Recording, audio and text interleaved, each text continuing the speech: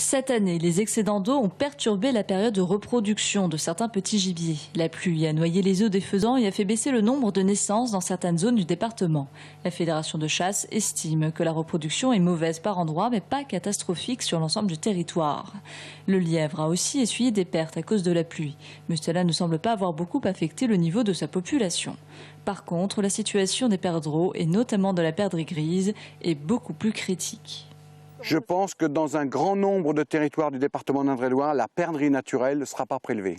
Les chasseurs vont garder leur capital présent de reproducteurs pour croiser les doigts et espérer retrouver l'année prochaine l'année idéale de reproduction qui permettra de réenclencher un développement vers le haut.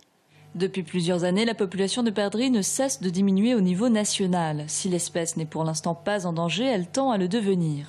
Pour y remédier, la Fédération de chasse préconise de créer des espaces végétalisés diversifiés, condition sine qua non pour que ces oiseaux puissent y trouver de la nourriture et s'y cacher.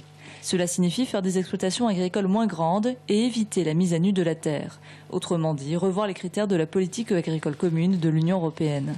Pour sauver l'espèce, les chasseurs doivent aussi lutter contre une autre menace, le renard. On a aujourd'hui une population qui est une fois trop élevée.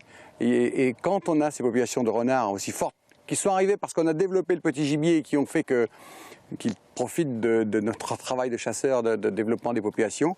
Mais aujourd'hui, il est trop prépondérant et nous pose vraiment un des gros problèmes dans la gestion de nos populations de petits gibiers.